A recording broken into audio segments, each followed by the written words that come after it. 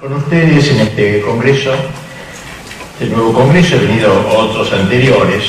Voy a hablar entonces sobre, ya que hay una importación muy histórica en estos días, sobre el ser nacional argentino, pero sobre todo en sus comienzos, la hispanidad, que es una misión inconclusa, estando cerca ahora del 12 de octubre, Día de la Raza, aunque ahora se lo quiere cambiar de nombre para eludir justamente, hay todo un intento antimemoria histórica de olvidar lo que España significó para nosotros.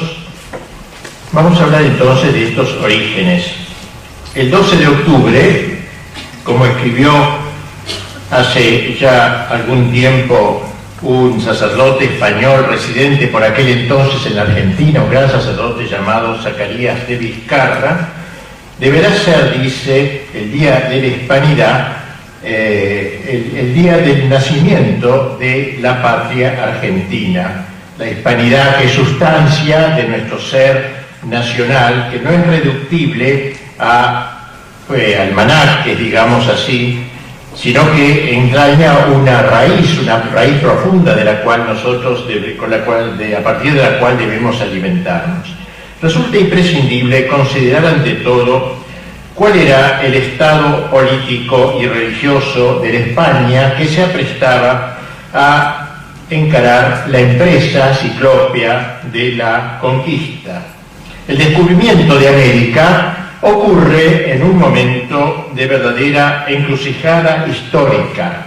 Comienza la conquista al culminar el siglo XV y se desarrolla en el siglo XVI, es decir, cuando en el resto de Europa la Edad Media era casi un recuerdo del pasado, en medio de una terrible crisis en camino a una desintegración de Europa, a raíz sobre todo de la Reforma Protestante. El edificio de la cristiandad estaba profundamente conmovido. Las actividades humanas como el arte, la cultura, la economía, etcétera, que antes se desarrollaban en jerárquica y gozosa subordinación a la teología, al orden sobrenatural, ahora buscaban separarse, liberarse, entre comillas, digamos, liberarse de sus principios rectores. Sobre ese edificio se cayó la Reforma, como un rayo, la Reforma Protestante, y por tanto la desintegración de Europa era tremenda. España trató de preservar contra viento y marea la fe de sus padres. Para esto debió sacudir el poder del mundo musulmán, de la Media Luna. Recordemos que la conquista de Granada, final de la gran conquista de 7 siglos, duró este combate contra los musulmanes, acaeció precisamente en 1492, el año del descubrimiento de América. Los reyes de esta manera realizaron la unidad de España, y España entonces no solamente se concentró en sí misma, sino que se expandió hacia América, con el descubrimiento de América del Nuevo Mundo.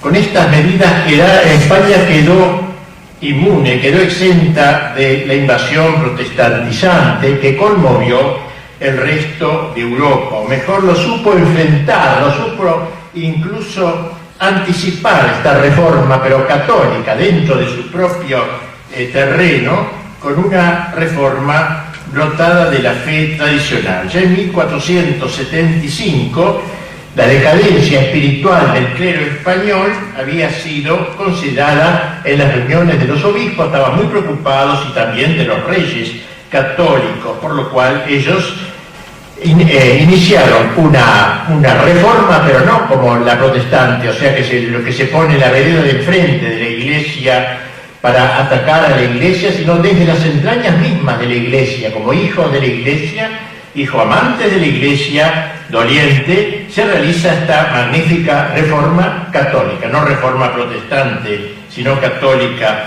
Los reyes mismos, ayudados por los sacerdotes lúcidos y llenos de coraje, debieron asumir la responsabilidad vicaria de la reforma de las instituciones eclesiásticas.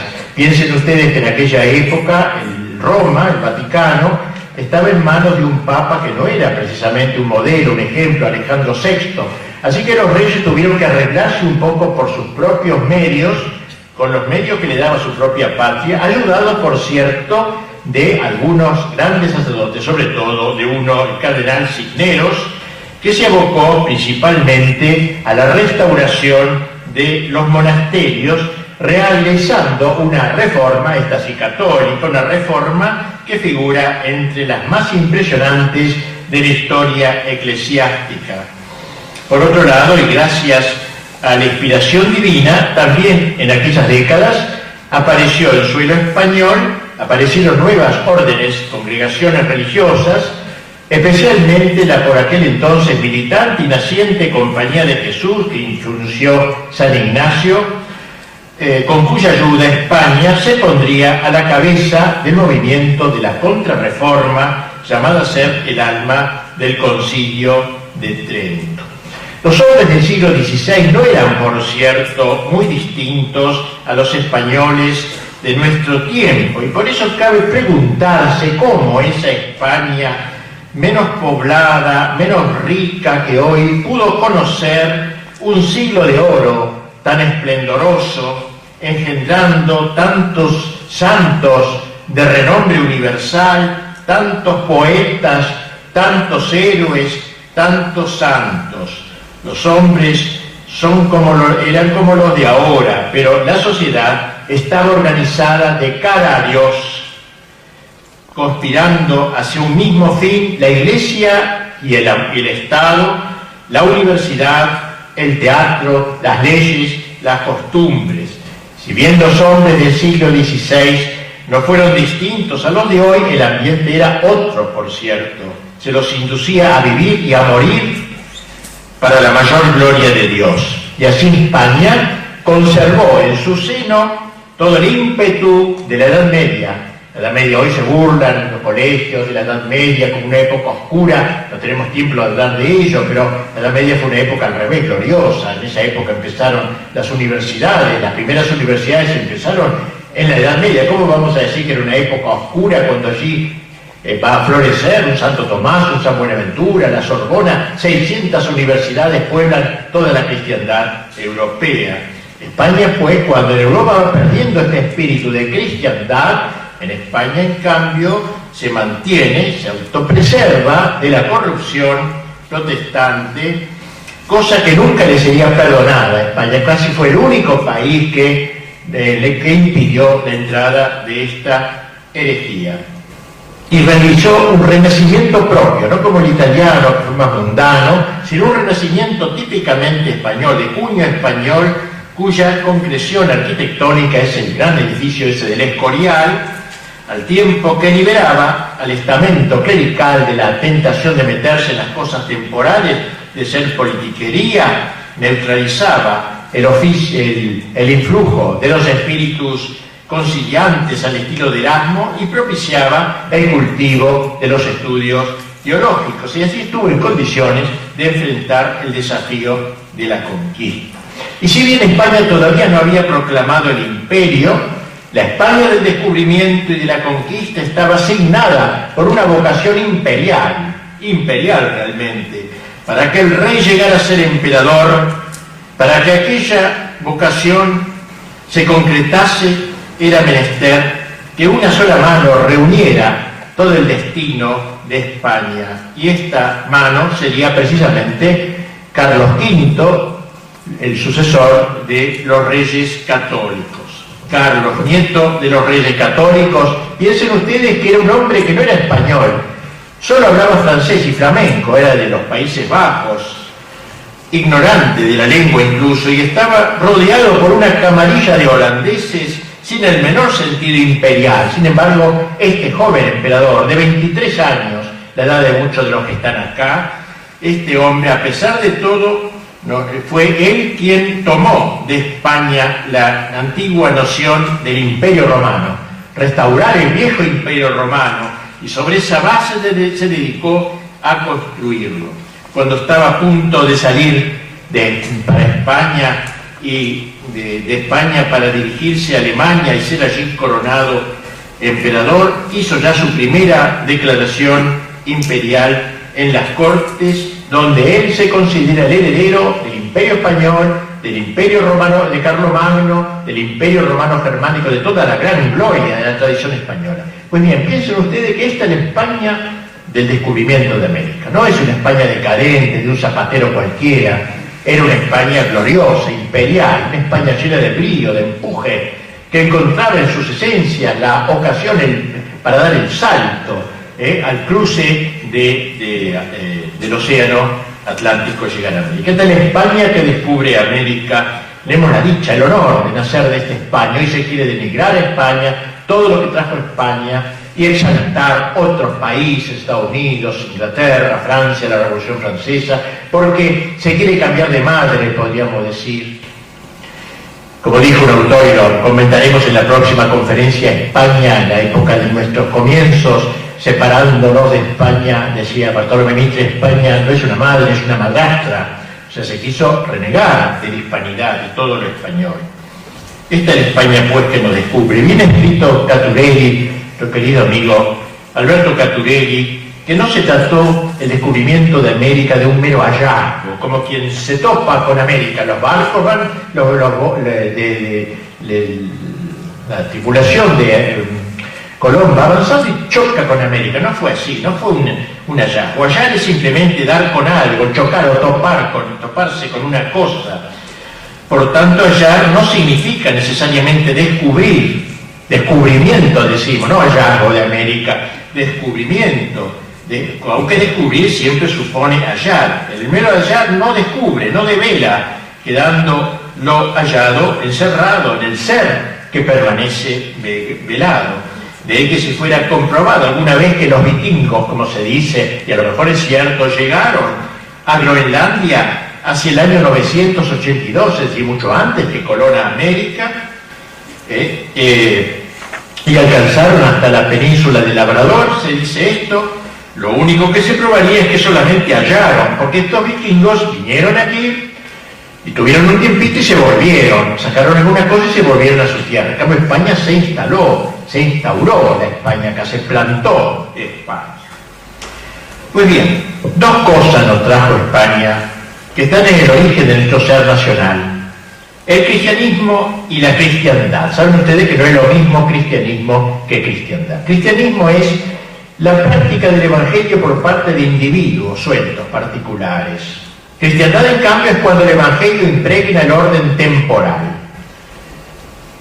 La política, el arte, la cultura, la economía, el trabajo, todo el orden temporal. Por ejemplo, en la China actual hay cristianismo, porque hay cristianos sueltos, aunque estén en campo de concentración, pero no hay cristiandad, porque el régimen se inspira no en el evangelio, sino en Marx, en el marxismo.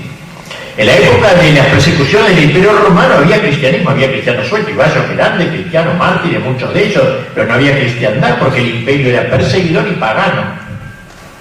Cristiandad entonces es cuando el evangelio llega al orden temporal. Pues bien, España nos trajo el cristianismo, es decir, plantó el cristianismo en las almas, en los individuos, pero también nos trajo la cristiandad, es decir, creó un orden social impregnado con el espíritu del evangelio. Veamos rápidamente estos dos aspectos, ante todo, cómo España trae el cristianismo.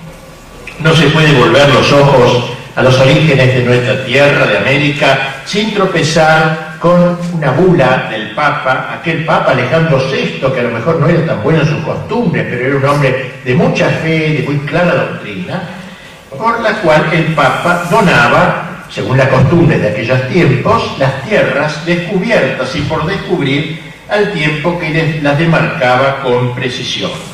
Es que tras la noticia del descubrimiento de América, los reyes católicos se habían dirigido al Papa con el objeto de plantearle dudas morales.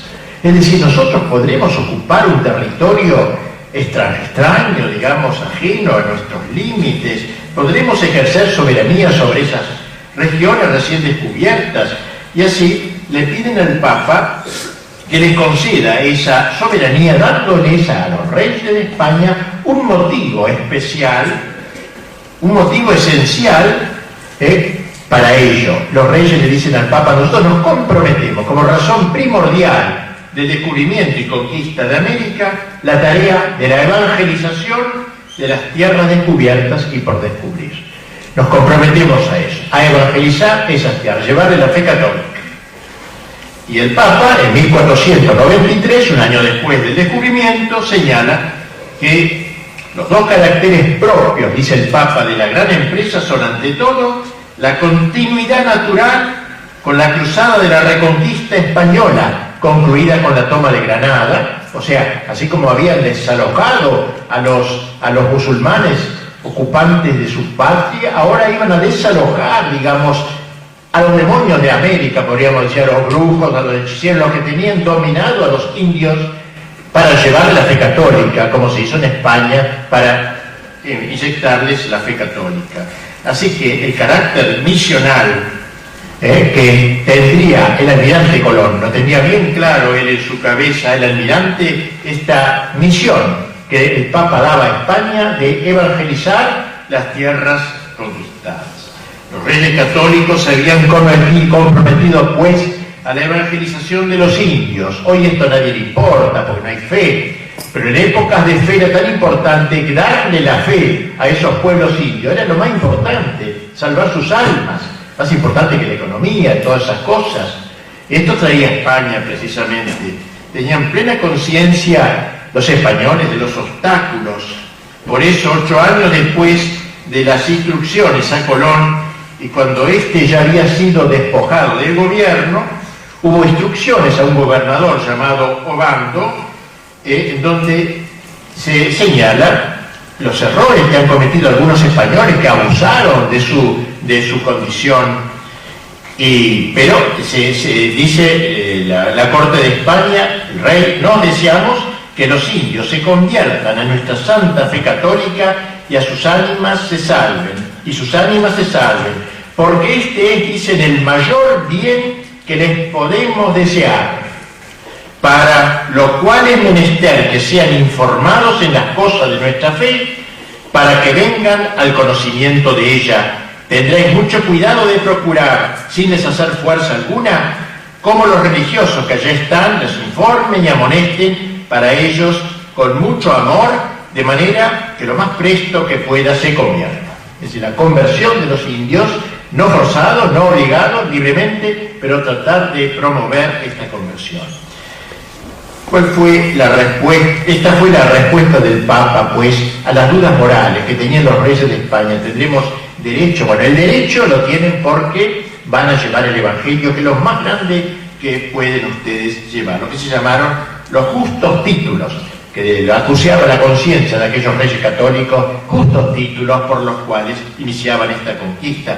El único título que los reyes invocan una y otra vez ante el Papa, y el único que el Papa acepta, es precisamente, el propósito evangelizador.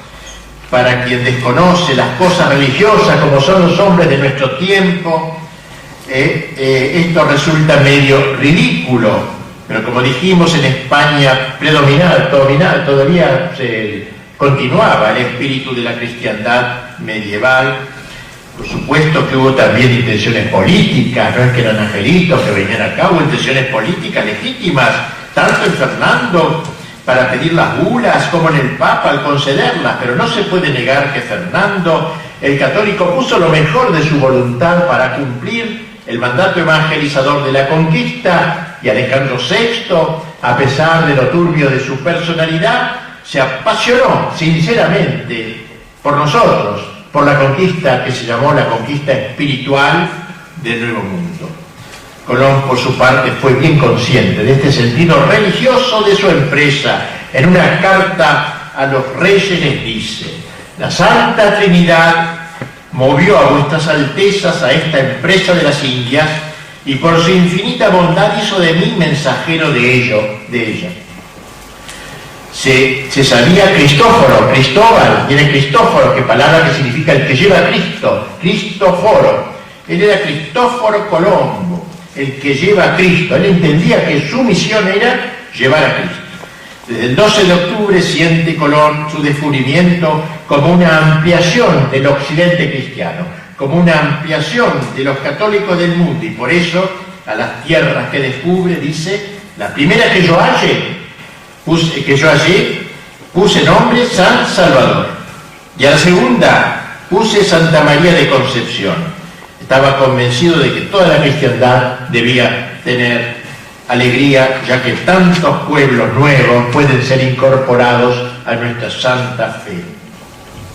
Los reyes católicos fueron fieles hasta el fin a su designio. Miren Isabel, que está por ser proclamada beata, luego santa seguramente, un estadista extraordinario, dice ella en su testamento, miren lo que dice Isabel: nuestra principal intención fue, al tiempo que le suplicamos al Papa Alejandro VI, que nos hizo la concesión de procurar inducir y traer los pueblos de ellas y los convertir a nuestra santa fe católica, y enviar a las dichas islas y tierras firmes prelados y religiosos y otras personas devotas para instruir los vecinos y moradores de ellas a la fe católica y adoctrinarlos y enseñarles las buenas costumbres. Y la reina cierra este magnífico texto de su testamento, lo cierra con una súplica a sus sucesores, dice que así lo hagan y cumplan, y sea este su principal fin, Esto entonces no resulta extraño que las primeras instrucciones dadas a Colón antes de su segundo viaje se lea a sus altezas: deseando que nuestra santa fe católica sea aumentada y acrecentada, mandan y encargan al almirante Cristóbal Colón que por todas las vías y maneras que pudiere procure y trabaje a traer a los moradores de las dichas islas y tierras firmes a que se conviertan a nuestra santa fe católica, y para eso sus altezas envían a los padres tales, etc. Podemos así afirmar que fue el afán de conversión lo que inspiró principalmente a la España idealista y heroica de la conquista de América, entrando en la empresa ese misticismo, ese entusiasmo como elemento histórico fundacional de América y por tanto de nuestra patria. Nosotros hemos nacido no en 1810, nacimos en 1492. Los reyes que así hablan se encuentran, para gloria nuestra, en las primeras páginas de la historia de América, suplicando a sus sucesores que cumplieran su intento como principal fin de la conquista y población de nuestras tierras. Y así ordenó Fernando en 1511: mandamos y cuanto podemos encargamos a lo de nuestro Consejo de Indias que, pospuesto todo otro respeto de aprovechamiento, tengan por principal cuidado las cosas de la conversión y la doctrina. Miren la instrucción que da el rey de España sobre esto. El principal cuidado del descubrimiento es la transformación de estas tierras idólatras al verdadero Dios. Esto diferencia sustancialmente la evangelización de América de otras evangelizaciones, si así podemos llamarlas. Evangelización auténtica. Francisco Javier, por ejemplo, tan gran santo, misionero sin duda eximio, predicó incansablemente en la India, por ejemplo, campanilla en mano, enseñando la doctrina y los mandamientos en los idiomas indígenas trabajosamente aprendidos. Pero a su labor misionera le faltó algo importantísimo: le faltó el apoyo de un gobierno como el español, el apoyo del poder temporal.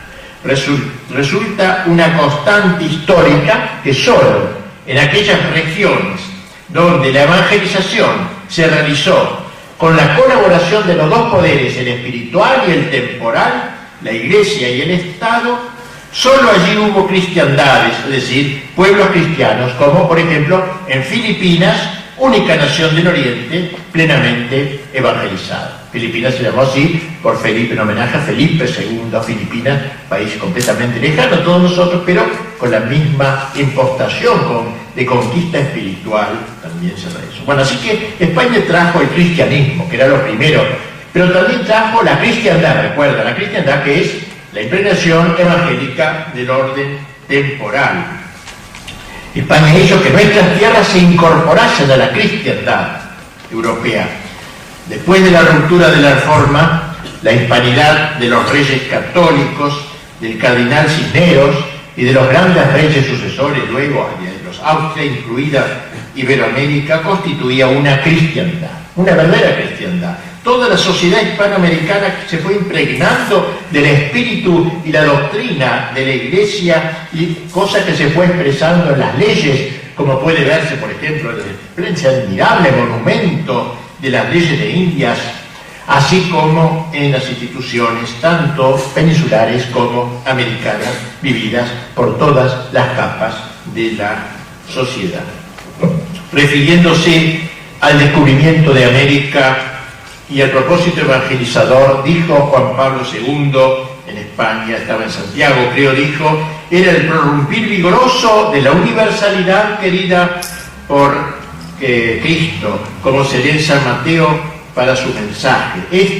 Tras el Concilio de Jerusalén, penetra en la ecumenia helenística del Imperio Romano, se confirma la realización de los pueblos germánicos y eslavos, ahí es donde su influjo, San Agustín, San Benito, etc., y halla su nueva plenitud en el alumbramiento de la cristiandad del Nuevo Mundo. Es una gran época, una maravilla lo que España pudo alumbrar, es decir, parir, engendrar una continuación de la cristiandad en el Nuevo Mundo. Lo que San Agustín hizo en su momento, etc., ahora lo va a hacer España, la política de España. Decíamos entonces que cristiandad, y lo reitero para recordarlo, era cuando el Evangelio llega al orden temporal. Vamos muy brevemente a tratar de ello. Por ejemplo, el campo de la cultura. España trajo la cultura aquí. Realmente nuestros indios no tenían cultura, muchos de ellos ni tenían lengua escrita, me refiero, no tenían literatura. España instaura aquí verdaderamente la cultura. Y así en el año 1544, tampoco después de la conquista de América, en México el obispo Zumárraga, refiriéndose a la conveniencia de imprimir la del catecismo, la doctrina, aludía al número de indios capaces de aprovecharse de la misma. Dice, pues hay tantos de ellos que saben leer. Eso 30 años después de la conquista, saber leer. Los indios aprendieron a leer rápidamente. Lo que demuestra que se había ya aplicado las instrucciones del rey Fernando de 1513, por la que se ordenaba que todos los hijos de los caciques fueran entregados a la edad de 13 años a las escuelas de los frailes franciscanos, que les enseñaran a leer, a escribir y la doctrina. Así que entonces empieza una culturización del pueblo, el pueblo más sencillo. 30 años después se haría necesario instalar la primera imprenta aquí en nuestras tierras, destinada a publicar libros para estos nuevos lectores. Y en 1552 un concilio de Lima ordenaba a los clérigos tuvieran por muy encomendado las escuelas de los muchachos, y en ellas se enseña a leer, escribir y lo demás. La labor de enseñar a leer y escribir a los indios fue verdaderamente ardua. Primero los misioneros debieron aprender la lengua de los naturales, miles de lenguas, para poder luego elaborar vocabularios y gramáticas que hicieran posible dicha docencia. Los indios no tenían gramáticas. Las gramáticas, sermonarios y prácticas de confesionario que los idiomas indígenas escribieron los religiosos son tan numerosos e importantes que bastan para constituir un monumento filológico sin par. La lingüística adquirió así una función netamente evangelizadora. Los primeros encuentros con los indios fueron con gestos, como se iban a entender, mímica, ademanes, señas. Así se entendió Colón con algunos caciques. Pero el problema era insuperable mientras no se aprendiera la lengua, cuando lo que se quería transmitir era nada menos que las verdades elementales de la revelación cristiana.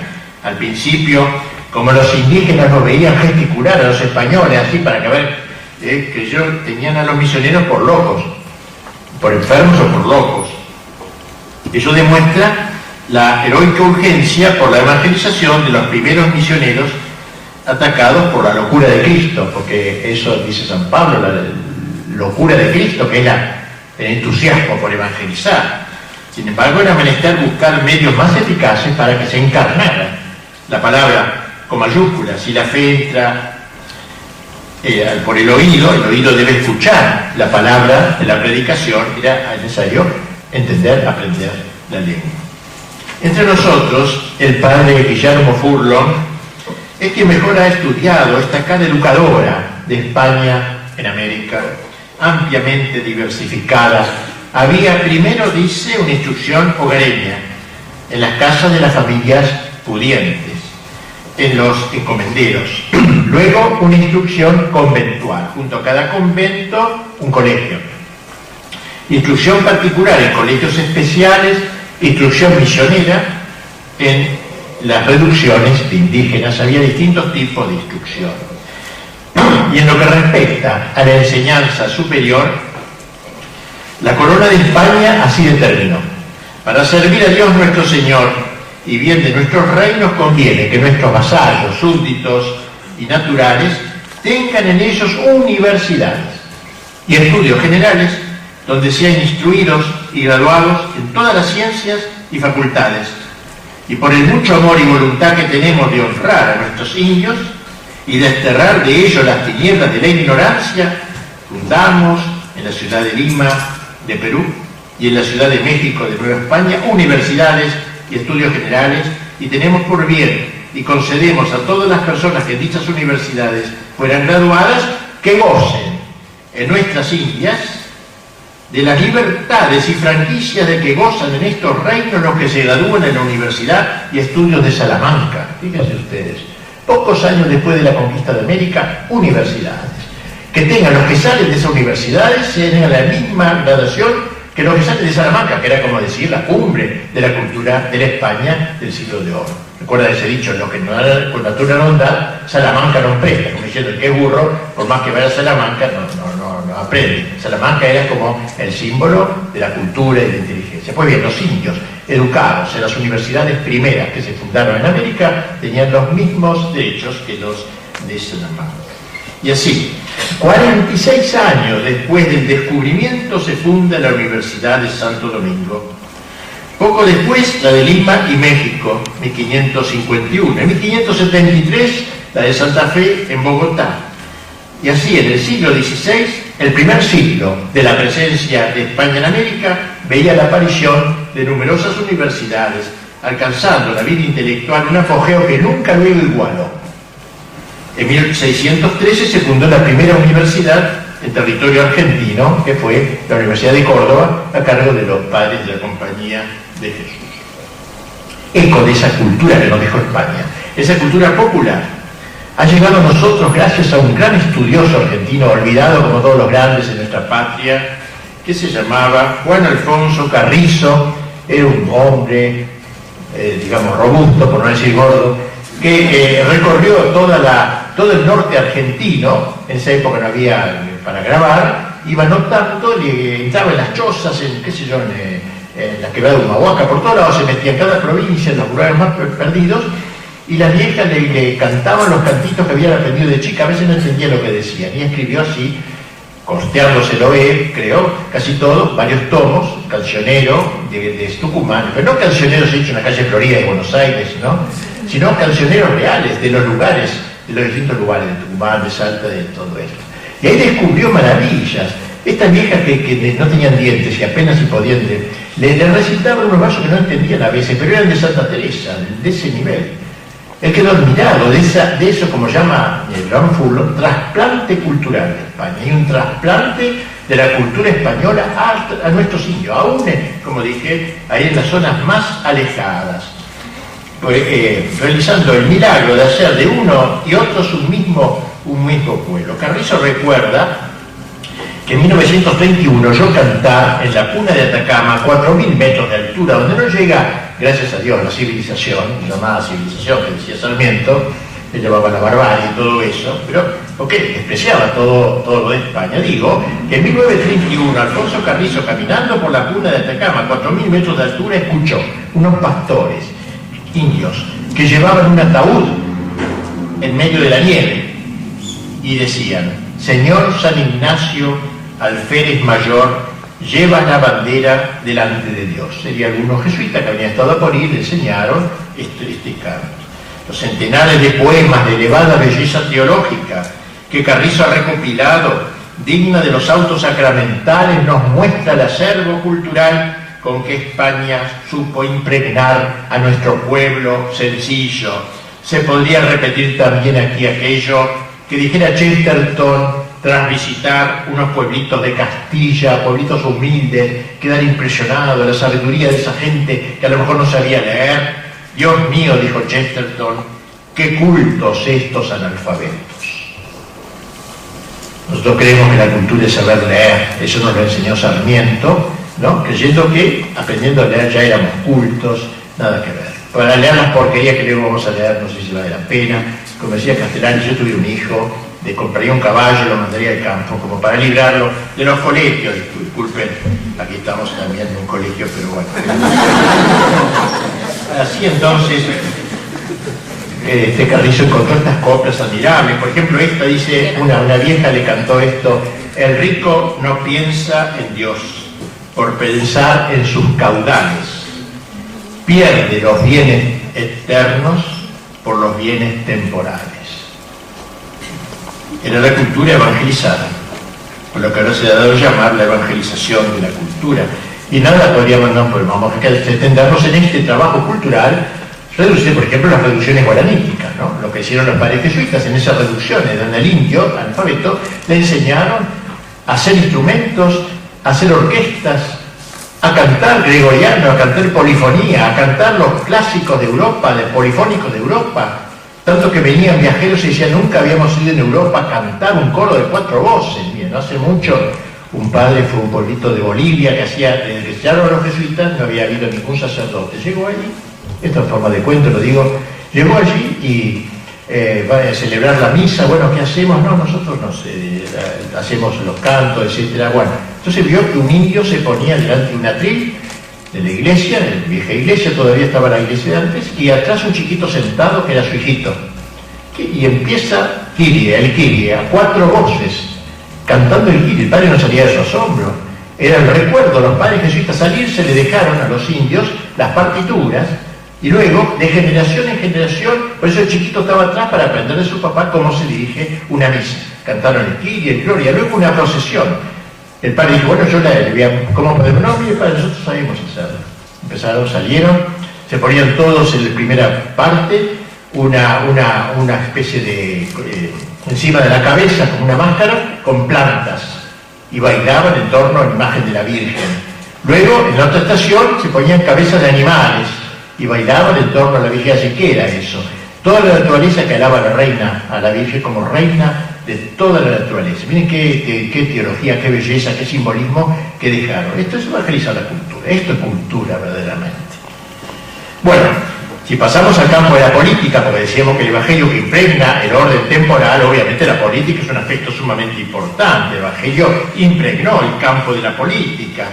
La política se basa en la amistad, decía Aristóteles, y San Pablo en la carta a los Colosenses dice: en Cristo no hay indio ni griego, bárbaro ni escita, sino solamente la nueva criatura, es decir, se crea la unidad. Entonces, indios y españoles son hermanos porque ambos son hijos de Dios, ambos han sido salvados por Jesucristo, por la redención. Las autoridades políticas existían naturalmente allá en España y aquí de este lado. Dos fundamentales en España: la Casa de Contratación de Sevilla, que regulaba el despacho de navíos, y el Real Consejo de Indias. Y en Indias estaban los virreyes, las audiencias reales para la justicia, los gobernadores y también los cabildos, institución de gran importancia por su carácter social. Bueno, podríamos hablar, pero no tengo tiempo de hacerlo, yo he escrito sobre ellos, no los quiero leer por ahí en otra ocasión, sobre la figura de Hernán Darias, que para mí, Hernán Darias es el gobernador de Asunción y de Buenos Aires, porque Buenos Aires, toda la Argentina dependía de Asunción, en aquel tiempo la capital, y el gobernador fue Hernán Darias, un hombre extraordinario, un estadista español soñado, digamos, lo que hubiera soñado Cristo para ser un estadista, para impregnar el orden político del espíritu del Evangelio, el que movió las revoluciones guaraníticas, hombre realmente extraordinario. Bien, así que también el orden de la política fue tocada.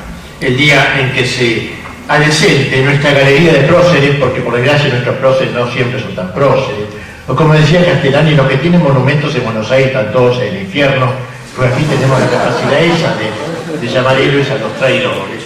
desgracia. Por eso digo, hay que adecentar nuestra galería de próceres. El día que esto suceda, Hernán Darias figurará como uno de los más nobles.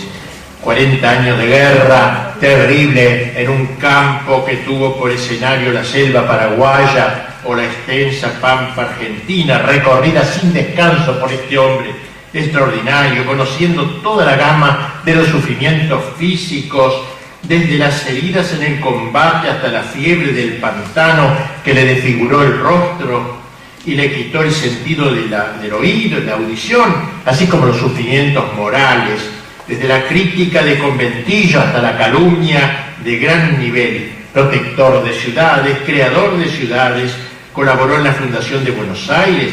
No olvidemos que estaba casado con la hija de Juan de Garay, Concepción del Bermejo y Corrientes, defensor celoso de la frontera frente al agresor portugués. Solo desenvainó su espada para defender las buenas causas, y en los paréntesis de sus luchas no tenía reparos en tomar las herramientas del albañil para colaborar en la construcción de una iglesia, de un hospital o de una escuela. Ningún personaje de la conquista, creo yo, a mi juicio al menos, reúne como Hernán Darias las dotes de la virtud heroica en más alto grado, juntamente con las cualidades distintivas de un gran estadista, y todo ello en admirable equilibrio. Fue caudillo, soldado, gobernador, juez, tan amado que, según se decía en una carta firmada en 1610 por los capitulares de Asunción, no hay viejo ni mozo que no lo tenga representado en el alma, padre verdadero de la tierra, un auténtico caballero, encarnación misma de la hispanidad en el campo político. ¿Y qué diríamos si pasamos, ya terminando, al campo de la economía, que es un campo importante del orden temporal? Si se quita la intención evangelizadora, la conquista de América aparece, y así se lo ha querido reiteradamente mostrar, como el caso de un pueblo poderoso que se enfrenta con pueblos débiles, los vence, los explota lo más posible, y de este modo acrecienta el patrimonio de la corona y las posibilidades mercantilistas de la metrópoli. Así se lo presenta los manuales baratos. En una concepción semejante, los supuestos religiosos pasan a ser anecdóticos, o nomás una muestra del atraso secular, como decían, de España, que todavía cree en Dios y en esas cosas. La especificidad de la conquista española resplandece cuando se lo compara con la colonización inglesa. Vicente Sierra lo ha señalado con claridad. Sumamos lo que él dice, la historia nos muestra cómo España incorporó provincias, Inglaterra en cambio instauró colonias, que no es lo mismo. Esto cobra evidencia en algo bien concreto y hasta sintomático. La colonización inglesa, por ejemplo, en la India fue siempre costera. Todas las ciudades que estaban en la costa. Y compararlo con el mapa político de América. Solo España se transfundió de veras, solo España se metió en lo mediterráneo, creó, como entre nosotros, Catamarca, Tucumán, en pleno campo, lejos de los puertos, penetró las selvas, atravesó las montañas, a todo buscó para anunciarle de la buena nueva. La colonización inglesa no se dirigió al hombre para elevarlo, sino en vista de posibles negocios. Y eso explica por qué Inglaterra, cuando necesitó salir de la metrópoli e iniciar su política colonial, no intentó transmitir a sus nuevos súbditos las líneas esenciales de su espíritu y de su cultura, y mucho menos difundir sus ideas religiosas. Por eso, durante largo tiempo, la Inglaterra no llevó misioneros en sus expediciones. En cambio, Colón desde el primer momento, completamente distinto. En fin, y el concepto de la economía del justo precio, concepto tomista de la economía del justo precio, lo guardó bien España. En cambio, Inglaterra era más bien el hedonismo, el capitalismo inicial, unido con los errores de un protestantismo que inclinaba a ver el éxito económico como una señal de predestinación divina. Así, el espíritu del capitalismo liberal habría sido imposible, podemos decir, con una iglesia católica fuerte, como fue en América. No fue, porque ella nunca consideró la economía como un menester ajeno a la moral. La influencia de la Reforma, como dije, sobre todo en la versión calvinista, creó el naciente capitalismo liberal, que lo llamamos así. No que España se desinteresase completamente de la economía, porque podría parecer que el hecho de servir un ideal absoluto implicase el desprecio de los ideales relativos, de riquezas o placeres con que otros se satisfacen. No fue así, ya que un absolutismo que excluyese de sus miras lo relativo, lo cotidiano, sería menos absoluto que el que logra incluir todo lo temporal también. Solo que la visión hispánica consideraba relativo a lo relativo y absoluto a lo absoluto. La expresión de Franklin, time is money, el tiempo es oro, expresa perfectamente el espíritu inglés de la conquista inglesa. No debe ser tomada a la ligera, porque es en esa concepción del mundo y de la vida el tiempo, donde el hombre cumple su esfuerzo y ruge el león de la competencia, debe conducir al oro. El tiempo es oro, el oro del poder terreno. Así que Inglaterra y España responden a diversas directivas de sus respectivas metrópolis. Es evidente que de la España de la Reconquista, de la Contrarreforma, de los autos sacramentales, del Concilio de Trento, de la Compañía de Jesús, de Vitoria, no podía surgir una mera colonización económica, sino una misión. Así como de la Inglaterra puritana, de los saqueos a los bienes de la Iglesia, de los piratas y corsarios, de la economía política, no podía salir una misión, sino una colonización. Por cierto, que tanto Fernando el rey como sus sucesores se preocuparon también por importar oro de sus provincias de ultramar, ya que, como ordenaba Fernando, que ningún oro nuestro esté allí holgando en ningún tiempo. Lo necesitaban para sus necesidades internas, así como para costear la misma evangelización y promoción de las nuevas tierras. Y para ello Fernando creó lo que se llamó la Casa de Contratación, pero en algún modo la concibió como totalmente independiente de lo puramente económico. Miren ustedes los términos con que crea este organismo economista. Miren lo que dice. Siendo la obligación y cargo, dice a los miembros de este consejo, siendo la obligación y cargo con que somos señor de las Indias, ninguna de cosa deseamos más que la publicación y ampliación de la ley evangélica y la conversión de los indios a nuestra santa fe católica. Está hablando a lo que hoy sería el Fondo Monetario, a lo que hoy sería el Ministerio de Economía, está hablando a ello, y habla de que aún el fin de la economía es la fe católica, ayudar a la fe católica. ¿Y porque a esto, dice, como al principal intento que tenemos, aderezamos nuestros pensamientos y cuidados mandamos, y cuanto podemos encargamos a los de nuestro Consejo de Indias, que pospuesto todo otro respeto de aprovechamiento e interés nuestro, tengan por principal cuidado las cosas de la conversión y doctrina, y sobre todo se desvelen y ocupen con todas sus fuerzas en proveer ministros suficientes para ello, de manera que cumpliéndonos en esta parte que tanto nos obliga y a que tanto deseamos satisfacer, los de dicho consejo descargarán sus conciencias, pues con ello descargamos la nuestra, la posición. Así que fíjense ustedes, a economistas les habla que aún ellos no pueden olvidar que aunque tenga que moverse en el campo económico, el último, que no lo olviden, de toda España es la evangelización de los indios. Un caso concreto tipifica dicha tesitura sin equívoco posible, cuando en cierta ocasión los cortesanos le dijeron a Felipe II que la conquista de las Filipinas costaba mucho dinero, sin rendir nada en cambio, que por tanto dejemos Filipinas, no vale la pena, no hay plata, no hay nada.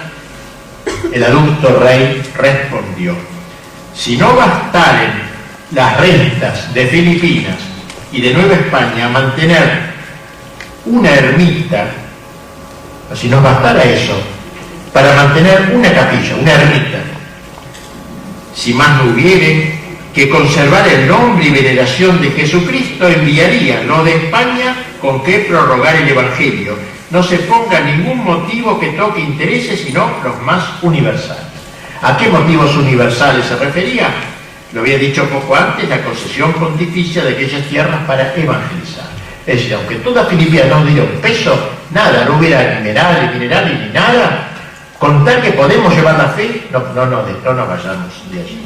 Naturalmente que no todo fue trigo limpio, hubo bandidos, estafadores, por supuesto, mercaderes inescrupulosos, explotadores, pero como escribe Ramiro de Maestu, aunque es muy cierto que la historia nos descubre dos hispanidades diversas, que Riot ha querido distinguir diciendo que una era la del Greco con su misticismo, su ensoñación, y la otra de Goya con su realismo, su afición a la canalla. O sea, hay dos Españas, ¿no? Hay una España también canallesca también. Sin embargo, la verdad es que las dos no son sino una, y toda la cuestión se reduce a determinar quién debe gobernar, si los suspiros o los eructos. Podríamos decir si Felipe o Felipillo, que no es lo mismo, si Felipe II o el pobre Felipe, el antiguo presidente de España, anterior a este que hayamos de gobernar.